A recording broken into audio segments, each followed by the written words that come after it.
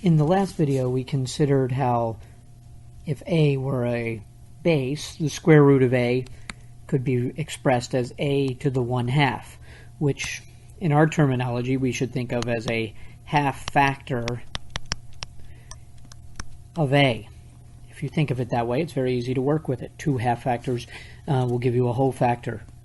We could consider that the cube root of a, or the third root of a, could be expressed as a to the 1/3.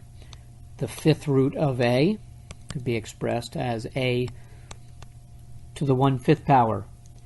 You'll notice in the first of these, we did not have a 2 written. Mathematicians always assume that the root is the square root unless it is otherwise specified. So if you want to take the fourth root of something, you better have a 4 written on the root sign. Now, let's see how this would play out. Let's consider the cube root of 5. We know that that could be written as a third of a factor of 5, or 5 to the 1/3 power. So those are equivalent to each other. We know that if we had 3 of those factors, and it's much more obvious if we write them as exponents, or with exponents, 3 third factors of 5 should give me 1 full factor of 5. But what we want to explore now is what happens if you just have 5 to the 1/3 times 5 to the 1/3. Using our rules of exponents, that should give us 2/3 of a factor of 5. We would add up the 1/3. But what is the meaning of 5 to the 2/3 power? Let's consider what it could mean. It could mean that we have a third of a factor of 5, and we have 2 of them. That's exactly what we have in the picture above. So it's a third factor of 5, or 5 to the 1/3 power, being squared. But the other way that we could interpret that is that we have 5 squared, and we're taking a 1/3 power of that.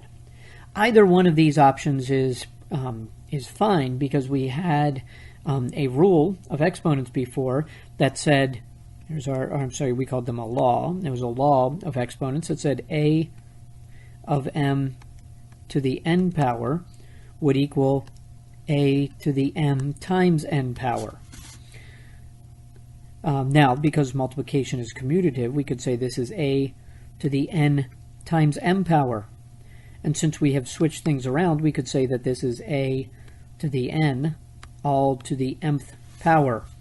So it's easy to see that if we compare the beginning and end, if we think of 2/3 as 2 times 1/3, we could either have it at or 1/3 times 2. We could use either option. We could either square the third power or take the cube root of the squared power. Now, what would each of these look like in radical form? 5 to the 1/3 we know can be written as the cube root of 5. And then we could square that. 5 squared, if we took the cube root of it, would be inside of the root. But since we started at the same place, we know that these have to be equal to one another. Generally, what we write is the following. In general, we say that if we have a to the m over n power, where m and n are integers, then we can write this as the nth root of the base a to the mth power. So, for example, if I were to write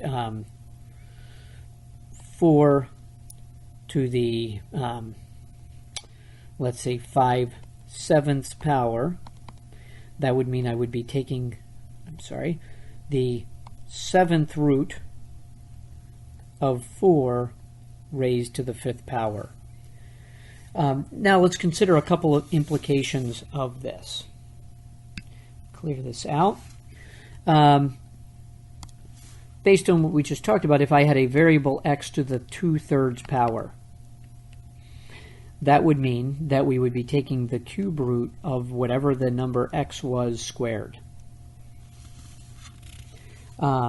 What if we had, though, x to the 3/3 power? We all know that that should be just x. We know that 3/3 is 1.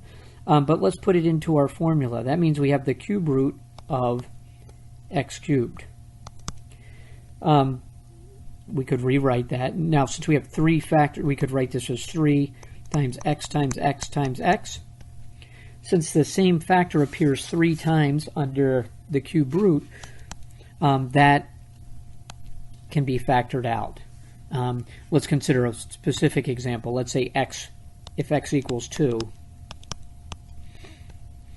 we would have the cube root of 2 times 2 times 2, which is the cube root of 8, which means we're looking for a number when multiplied as a factor 3 times will give me 8, and the answer to that is 2. So if you have 3 factors of 2 within a cube root, you can factor it out. Now what would that mean for x to the 4/3? We have x to the 3/3, we have exactly 3 factors under the cube root sign, and so it factors out. If I had 4 factors under the cube root sign, that could be rewritten as x times x times x times x, and we would have 3 factors plus 1. The 3 factors could come out of the cube root sign as 1 factor, and we would leave behind a single factor of x in the cube root sign. Now this should make sense, because what I have on the left is a full factor of x times another third of a factor of x. That's exactly what x to the 4/3 means. It means I have a full 1 1/3 factors of x. So either way that you look at it, you have one full factor plus 1/3 of a factor of x in either notation.